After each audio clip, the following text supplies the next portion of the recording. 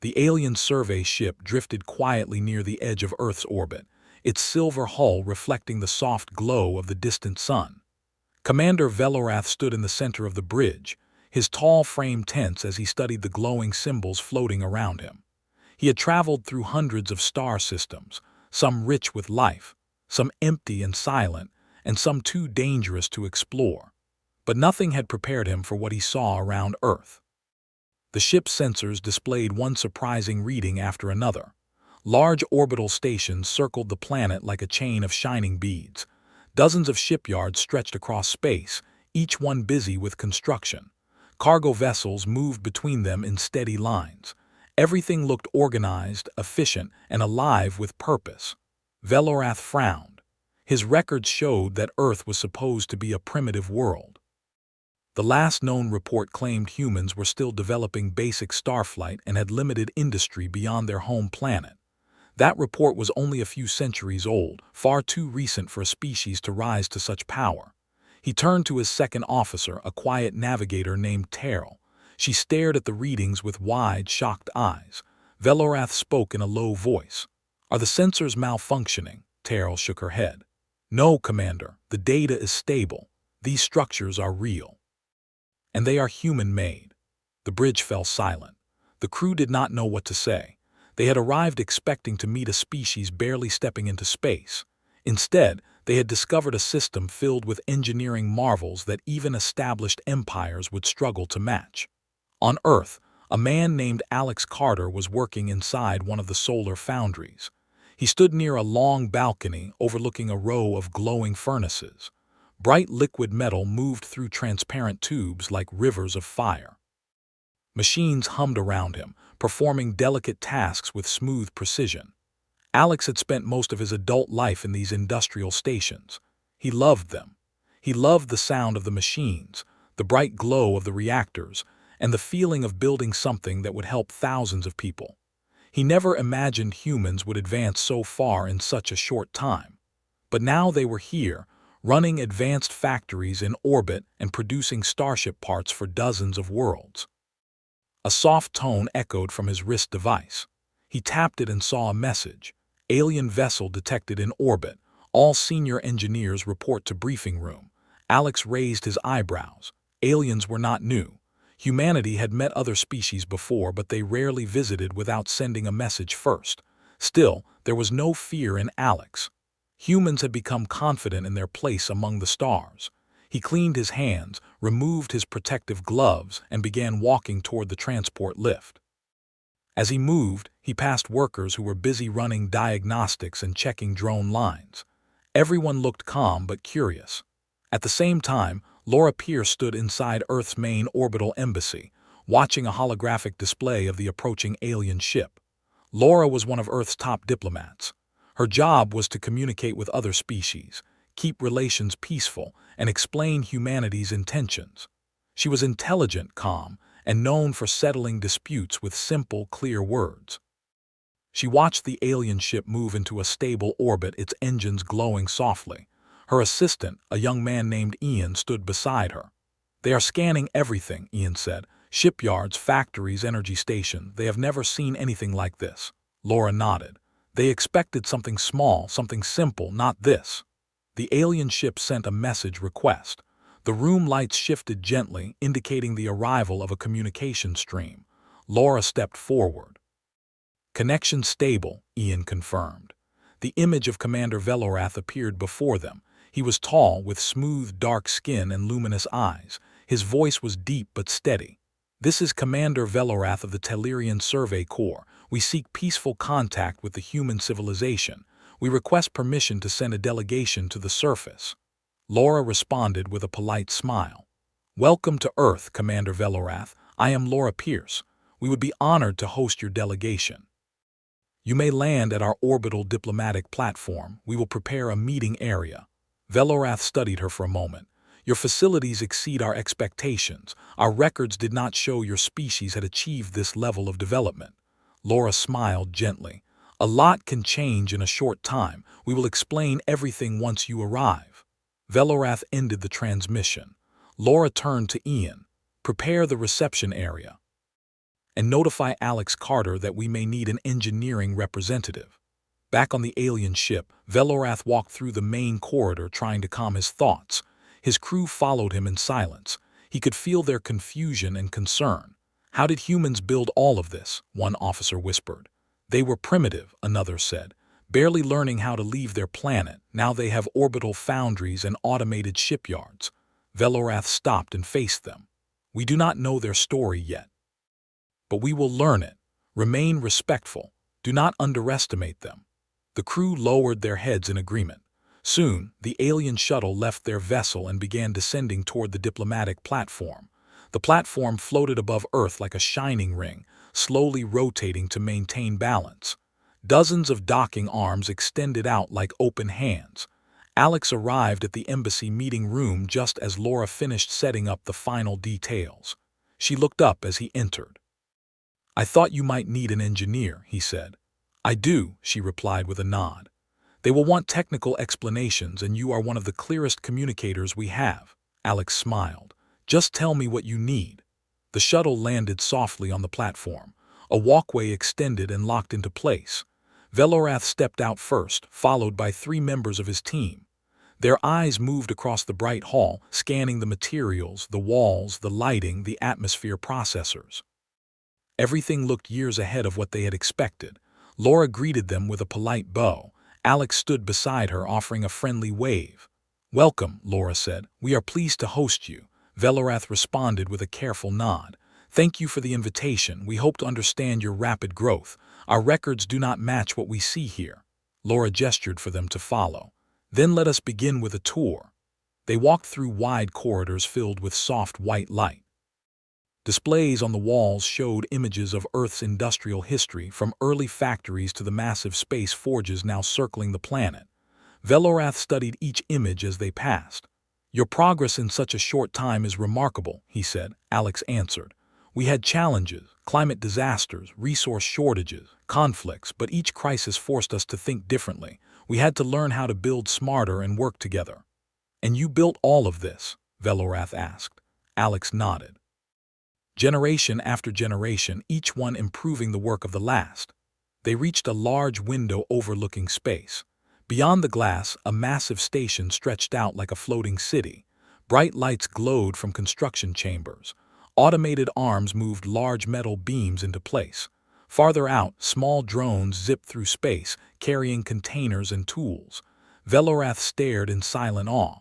"These structures rival those of old empires," he whispered.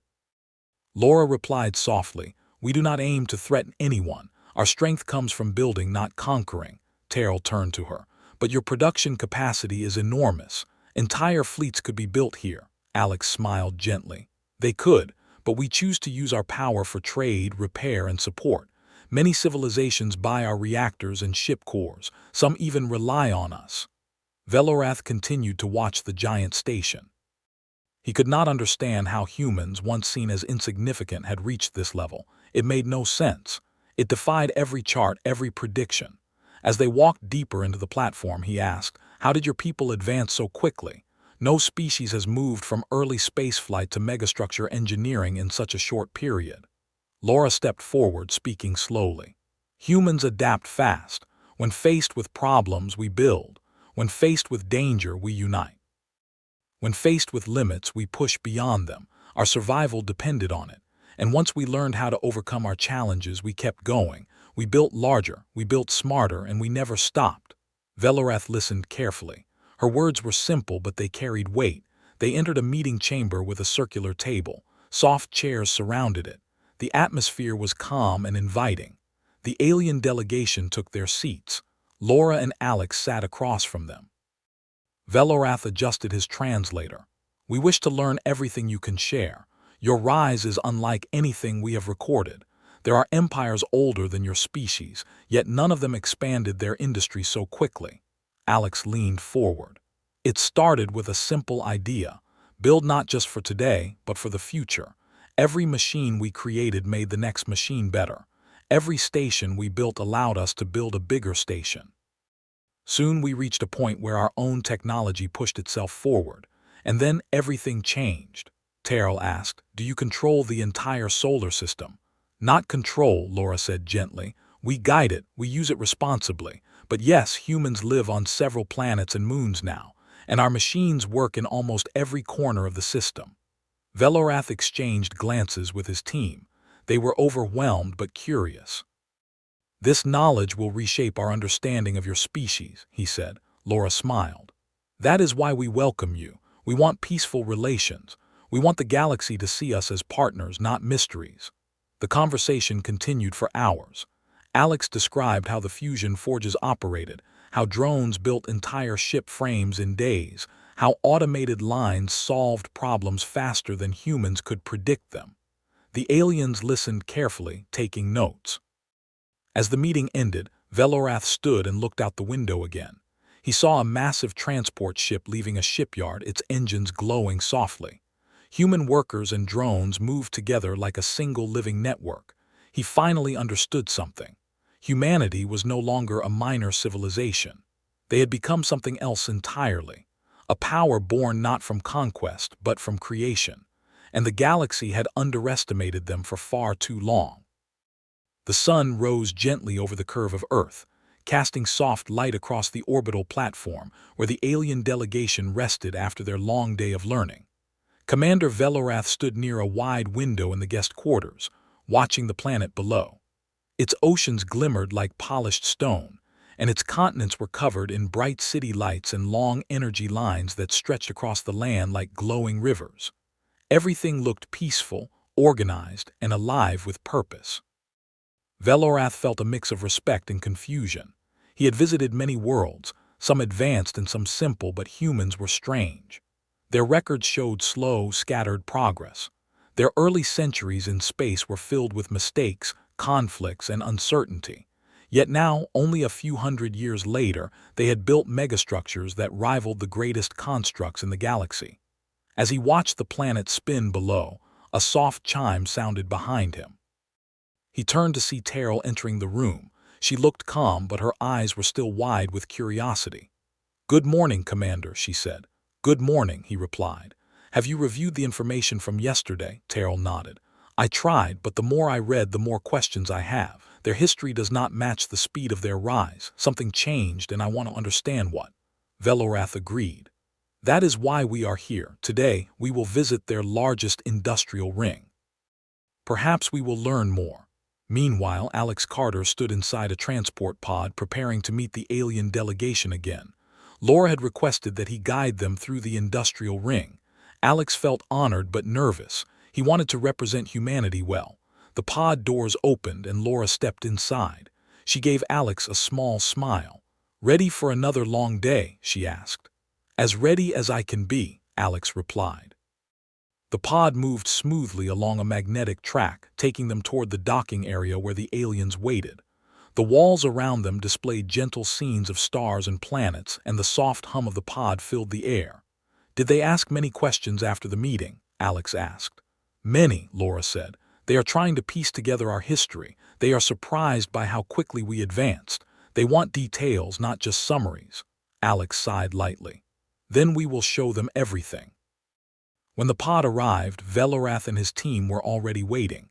Velorath stepped forward with a polite nod. "Thank you for meeting us again," he said. "It is our pleasure," Laura replied. "Today we will show you the heart of our progress, the industrial ring." The group boarded a sleek shuttle, its engines glowing softly. As it left the platform, the view around them changed. A massive ring-shaped structure appeared in the distance. It stretched across space like a giant loop of metal and glass, slowly turning to maintain balance. Lights covered its surface, and thousands of small vessels moved in and out of docking bays. Terrell leaned forward, her eyes shining with awe. "This ring is enormous. It is larger than anything our empire has built." Alex smiled. "It is one of our early megastructures. We use it as a center for research and production. Almost every major invention of the past century started here." As the shuttle approached, automated docking arms reached out, guiding them into a docking chamber. When the doors opened, warm white light spilled into the shuttle. Velorath stepped out and felt the air, which was clean and fresh. The walkway led into a large hall with high ceilings and smooth metal floors. Transparent panels displayed maps of the ring. Alex led them forward. "We will start with the core foundry. It is where most of our high-strength alloys are produced." The group entered a long corridor, and soon the walls turned transparent, giving them a clear view into a massive chamber. Inside, rows of furnaces glowed a bright gold color. Machines dipped long rods into the liquid metal, shaping and cooling them with perfect timing. Velorath watched in amazement. "There are no workers inside, only machines." "Most of our dangerous work is done by machines," Alex said. "We design them, program them, and let them improve themselves over time. This allows us to produce materials faster and safer than ever before." "Your machines operate with high precision," Terrell noted. Alex nodded. "Each machine studies the work of the others. They learn from each cycle and adjust. We used to make mistakes. Now our machines help us avoid them." The group moved on to another section.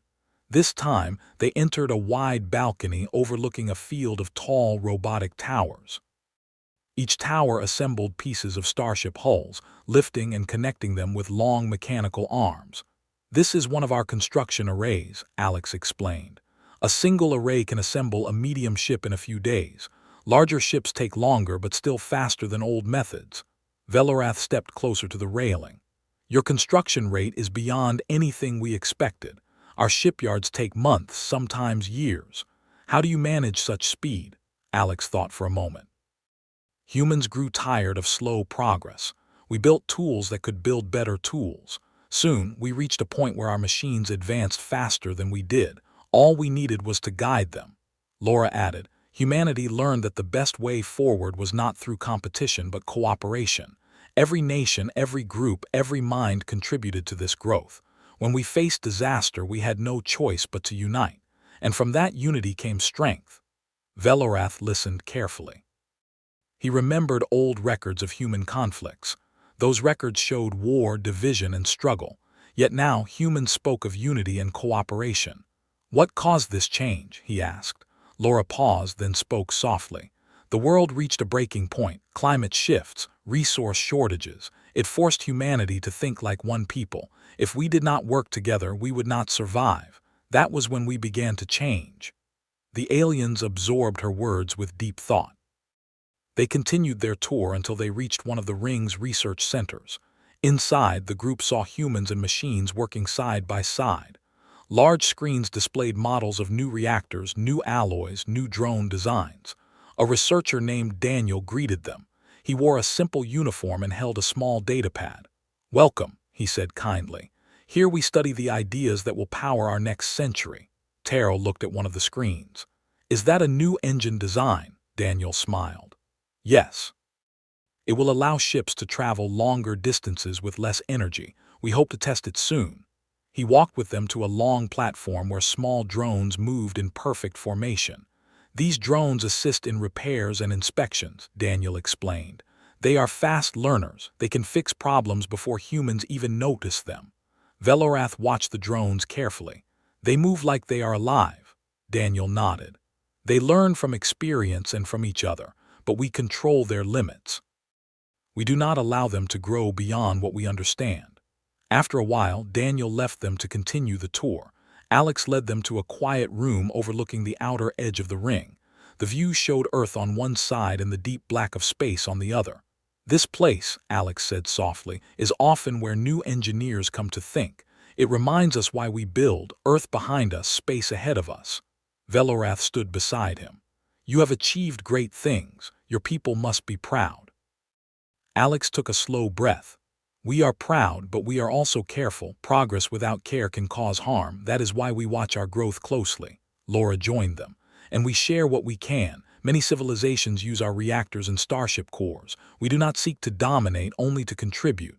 Terrell looked surprised. "But with such power you could rule the galaxy. Why choose not to?" Alex smiled. "Because ruling others brings conflict. Building together brings peace." "We learned that lesson long ago." The room fell silent for a moment as everyone watched the steady glow of the ring's lights. Velorath finally spoke. "Your story is not what we expected. It is more than technology. It is a change of spirit." Laura nodded. "Yes, humanity changed because it had to, and once we saw what we could do together, we did not stop." The shuttle returned to pick them up, and soon they were back on the diplomatic platform. The alien delegation gathered in the meeting chamber to review the day's information. Velorath stood at the center. "We have learned much today," he said. "Human progress is not an accident. It is the result of unity, crisis, and determination. Their industry is unmatched not because of greed but because of purpose. They build for survival, for cooperation, and for the future." Terrell added, "They are not the primitive species our records described. They are something new, something powerful." Velorath nodded, "And we must understand them fully if we hope to maintain peace in this galaxy." Later, as the day came to an end, Laura and Alex sat together in a quiet room. "What do you think they will do with this information?" Alex asked. Laura looked thoughtful. "They will share it with their people. They will try to understand us. Some will welcome our progress, others may fear it, but we can only continue being honest." Alex nodded. "And keep building," Laura smiled. "Yes, keep building. That is what humanity does." As the stars shone outside, Velorath looked once more at the industrial ring, glowing like a giant halo around Earth.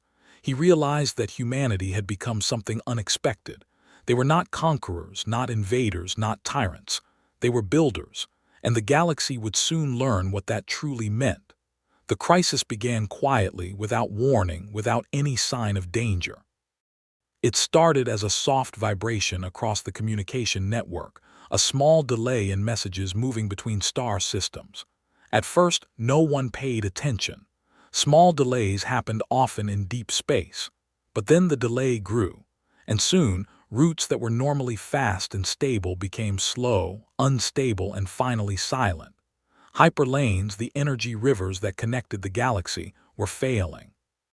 On the diplomatic platform above Earth, Laura Pierce stood in the command room, watching red alerts spread across a large holographic map. The lines that represented the hyperlanes flickered like broken lights. Ian hurried toward her, carrying a datapad. "The disruption is getting worse. Entire sectors are losing contact. Ships are stranded. Trade is stopping everywhere." Laura looked at the screen with calm but focused eyes. "Where is the source of the collapse?" "Somewhere in the Orion route," Ian answered. "We cannot get clear data yet. The collapse is disrupting our sensors too." Alex Carter entered the room, still wearing his work uniform and looking worried. "I came as fast as I could. I heard about the hyperlane failure." "How bad is it?" Laura pointed to the fading map. "Bad enough that half the galaxy is already affected, and it will spread. If the core structure collapses, the entire network could break for years." Alex felt a cold weight settle in his stomach. The hyperlanes were the backbone of galactic travel and trade. Without them, worlds would become isolated, fleets would be trapped, and resources would no longer move. The door opened again. Commander Velorath stepped inside with Terrell and the other members of his team. His face showed deep concern. "We received your emergency call," Velorath said. "Our own network is failing. My fleet cannot communicate with our home sector." Laura gave him a respectful nod. "This crisis affects us all. We need to work together." Terrell moved closer to the map, her eyes troubled. "A collapse this large has not happened in thousands of years. Even our oldest records contain nothing like this." "What could cause it?" Alex answered softly. "A decay in the core junction. If the energy stabilizers failed, the entire network would start breaking apart." Velorath turned quickly. "But repairing a core junction is impossible. No empire has managed it. It is too large, too complex, too dangerous." Alex met his gaze. "No empire tried what we tried." Laura stepped forward. "Humanity has built tools strong enough to restore these structures. We have drones that can survive the energy fields and machines that can rebuild damaged sections. But we need to reach the junction before it collapses fully." Velorath stared at her, stunned. "You plan to repair the core hyperlane, a structure older than every known civilization?" "Yes," Laura replied simply. The room fell into silence as her words sank in. Finally, Velorath spoke softly. "If you succeed, you will save the galaxy. If you fail, the hyperlanes may be lost forever." Alex nodded. "That is why we must move now." A few hours later, the industrial ring was buzzing with activity. Dozens of drones flew out of their docking bays. Engineers ran along the walkways, checking energy levels and stabilizing the launch systems. Massive containers filled with construction tools were moved into a transport ship. Ryan Brooks, a military coordinator with calm, sharp eyes, stood next to Alex on an overlooked platform. His voice was steady. "The fleet is ready. The drones are loaded. The transport ships are fueled. We can leave in 15 minutes. Alex looked at the towering carrier ships lined up across the hangar. Their hulls were dark and strong, built to withstand extreme forces.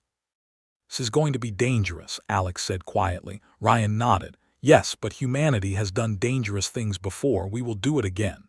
Laura joined them. She wore a simple diplomatic uniform, but her expression showed determination. "The alien delegation wishes to come with us. They want to witness the repair." Alex looked surprised. "Are you sure it's safe for them?" "It is their choice," Laura said, "and their presence may help calm other civilizations once word spreads." Ryan agreed. "If they see the truth with their own eyes, no empire will be able to twist the story." Soon, Velorath and his team arrived, carrying only small travel packs. Velorath stepped forward. "We appreciate your willingness to include us. If your people can repair the hyperlane, it will change everything we know about galactic engineering." Alex smiled slightly. "We will show you everything." The great carrier ship rumbled as it prepared for launch. Human workers and alien guests took their seats in a command deck that stretched across the front of the ship. Large windows revealed the bright curve of Earth below. Ryan spoke into the intercom. "All systems stable. Engines heating. Prepare for departure." A deep vibration moved through the ship. The engines glowed. Space outside shifted as they lifted away from the platform. They joined a formation of other carriers and escort ships, each one filled with drones, supplies, and repair units. "Fleet leaving orbit," an operator announced. The stars stretched into long lines as the ships jumped into faster-than-light travel. Inside the deck, Velorath watched the jump tunnel form outside the windows. "Your ships travel smoothly, our vessels shake during jumps," Alex chuckled. "We had the same problem centuries ago. Then we improved our dampeners. Now we barely feel anything." The journey continued for hours. Crew members moved across the deck, monitoring readings and preparing for the work ahead. Velorath studied their movements carefully. "Your people are calm," he observed, "even though this mission could fail." Ryan answered, "Fear does not help us work, focus does." Terrell looked at Alex. "You speak of unity and cooperation, but does every human agree with this mission? It is dangerous and costly." Alex thought for a moment. "Some fear it, some question it, but most support it. They know that the galaxy depends on the hyperlanes, and we believe that if we can help others, we should." Velorath lowered his voice. "Your species may be the only one that thinks that way." Before Alex could respond, the lights dimmed slightly. "Approaching the junction," the operator announced. Everyone turned toward the window. The sight before them was overwhelming. The hyperlane core junction floated in deep space like a massive river of energy. It looked like a swirling storm of blue and white light stretching across hundreds of kilometers. Waves of unstable energy rippled through it, sending bright sparks into nearby space. The structure surrounding the core was cracked, broken, and collapsing. Terrell covered her mouth. This is worse than the records described."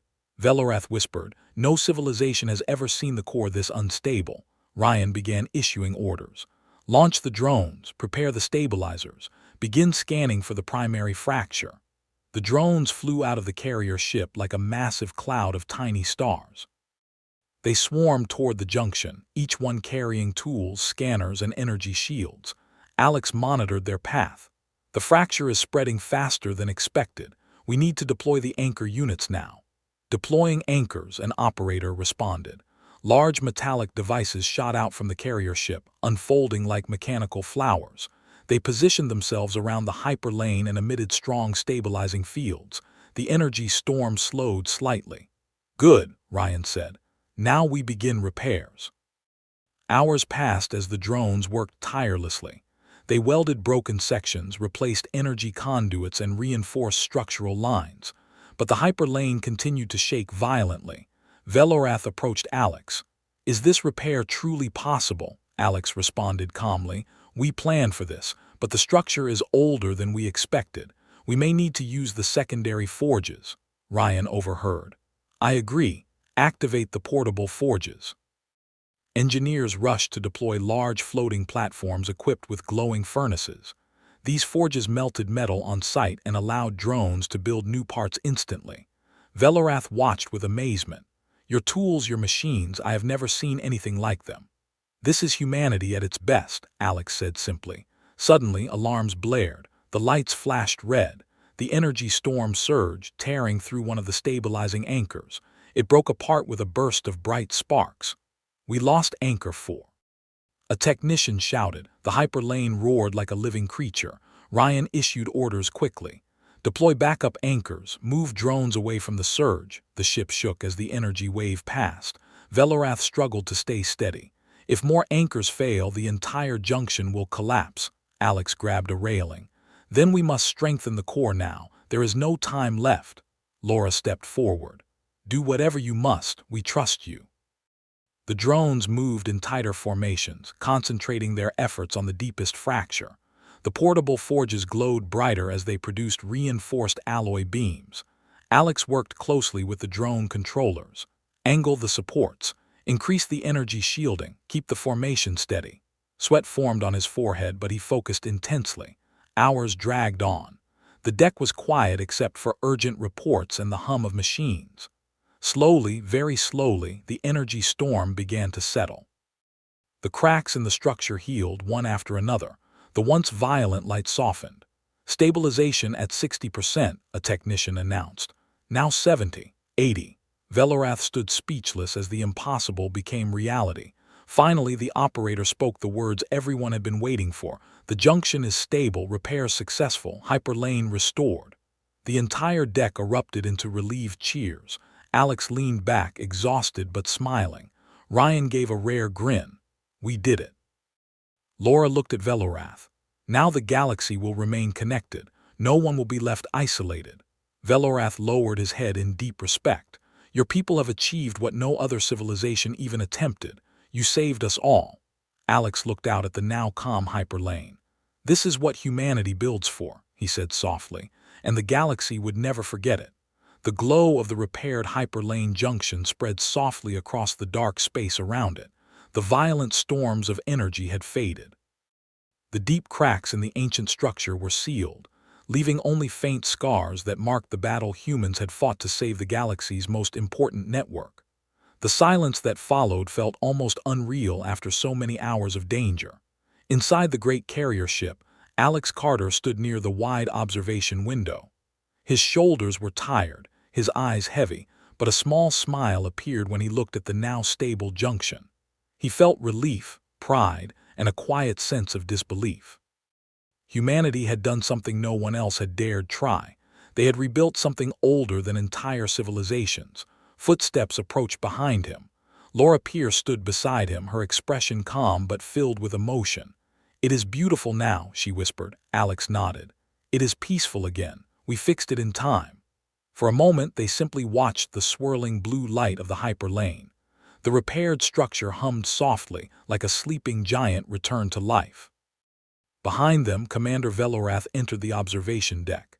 His steps were slow, not because he was tired, but because he was overwhelmed. He moved beside Laura and Alex, staring out in silence. After several seconds, he spoke in a quiet voice. I was taught from a young age that the hyperlane network was a miracle of ancient technology, something too powerful to understand, too dangerous to repair, and too sacred to touch. Today, I saw humans rebuild it as if patching a broken wall. Alex let out a soft laugh. It was not easy, but we learned a long time ago that even the biggest problems can be solved one piece at a time. Velorath turned to them slowly. Your species continues to surprise me. Every time I think I understand you, you reveal something even greater. Laura replied gently. We only do what we can. If we have the ability to help others, we try. That is all. Velorath lowered his head slightly in a gesture of respect. This act will be remembered across the galaxy. You did not save only your own worlds. You saved ours as well. You saved trade routes, communication lines, and entire cultures. The lives of billions will remain connected because of your work. Alex felt warmth spread through him. Thank you, that means a lot. Terrell entered next, carrying a small datapad filled with readings. Her eyes sparkled with excitement. The junction is stable, she announced. The energy flow is smooth across all sectors. Travel will resume in a few hours. Other systems are already reporting improvement. Laura gave her a kind smile. That is wonderful news. Terrell looked at Alex with admiration. Your machines, your drones, they worked as if they understood the structure better than we do. Alex shrugged lightly. Maybe they do. We build them to learn and to think in ways that help us. They do not replace us. They just give us extra hands. Ryan Brooks entered the room last. His normally stern face held a small, rare smile. The crew is celebrating, he said. They know what they accomplished today. Laura smiled warmly. They earned it, every single one of them. Ryan looked at Velorath. We will return to Earth soon. The other fleets want to hold a broadcast to show the galaxy that the hyperlane is restored. That will calm many frightened worlds. Velorath nodded. It will do more than calm them. It will change their view of humanity forever. The carrier ship turned slowly. The repaired hyperlane shone behind it like a great ribbon of glowing energy as the vessel began the journey home. Hours later, Earth came into view. The bright blue oceans, the green continents, the glowing lights of the cities, all of it filled the window with life. As the ship descended into orbit, hundreds of human workers, engineers, and operators watched their screens, waiting to welcome the repair team home. The moment the ship docked, the platform filled with applause. People cheered from behind glass windows. Drones lined the walkway with soft lights displaying patterns of celebration. Alex walked down the ramp beside Laura, Ryan, and the alien delegation. The crowd greeted them with warm smiles and grateful eyes. An announcement played over the speakers. Welcome home to the restoration team. The galaxy thanks you. Velorath looked around, surprised at the unity and joy on the humans' faces. Your people are proud, and they should be. Laura replied, they know this mission was not just about us. It was for everyone. The group moved toward a reception hall where leaders from different sectors were already waiting. Screens played images of the repaired junction. Messages poured in from dozens of alien worlds, thanks, blessings, offers of friendship, and promises of cooperation. Inside the hall, long tables were arranged with simple displays showing data from the repair mission. Several diplomats approached Laura with respect. This is a historic moment, one of them said. Your actions prevented a galactic disaster. Another diplomat, a tall man with kind eyes, added, the entire network owes you a debt. Laura remained humble. We are glad we could help, that is enough. Alex moved to a smaller table where engineers were reviewing drone footage. One younger engineer looked up with excitement. Alex, the drones you guided performed at peak efficiency. We analyzed the data. They handled energy levels no drone has ever survived before. Alex smiled. Good. That means we can improve them even more. Velorath approached him quietly. You speak of improvement even now, after such a mission, Alex chuckled. There is always room to grow. Humanity never stops building. Ryan joined them. We are already planning upgrades for future emergencies. This mission showed us what needs to be stronger. Terrell turned to Laura. Your unity, your willingness to share your knowledge, it is rare.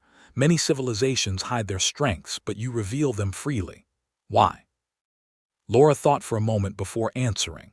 Because hiding strength creates fear, sharing strength creates trust, and trust builds peace. Terrell repeated the words softly as if trying to understand them fully. A soft tone echoed through the hall, the signal that the galactic broadcast was about to begin.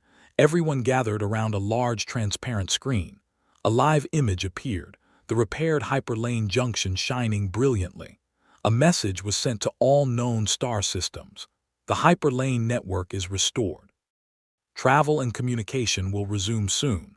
Humanity, along with allied observers, has repaired the core junction. The galaxy remains connected. The screen shifted to show the repair team standing together, humans and aliens side by side. Cheers erupted across the hall. Velorath watched the broadcast with deep emotion. Your actions today will shape the future. The galaxy will not forget what humanity did. Laura placed a gentle hand on his arm. We hope this shows that we want partnership, not dominance. We want peace, not control. Velorath nodded slowly. I believe it does, and I believe others will see it too. As the celebration continued, Alex walked to a quiet window overlooking space. He watched the industrial ring glowing softly, the ships moving in perfect lines, and the humans working calmly and happily. Laura soon joined him. You are quiet. Alex smiled softly. just thinking about what comes next. And what do you think comes next? She asked. He looked out at the stars. More building, more learning, more helping. We repaired the hyperlane, but that is just one part of the galaxy. There is so much out there still broken, still waiting. Laura nodded. Then we will continue, step by step, just like always. Velorath approached them from behind. If humanity continues on this path, you will become the center of the galaxy's progress, not through force, but through creation. Alex answered with a gentle voice. We do not want to rule anything. We just want to build a future where everyone can grow. Velorath smiled for the first time since arriving on Earth. Then perhaps this galaxy has hope after all. The celebrations lasted long into the night. Humans and aliens spoke together with ease, sharing stories and plans. Engineers exchanged ideas with Tellurian scientists. Diplomats discussed new treaties and future collaborations. Slowly, a new understanding began to take shape. An understanding that humanity was no longer a small, young civilization struggling to survive. They were the industrial core of the galaxy, not because they demanded it, not because they conquered it, but because they built it. And as the stars shimmered outside the platform, the galaxy looked at humanity with new eyes, eyes filled with respect, hope, and a quiet belief that the future might be brighter than anyone ever imagined.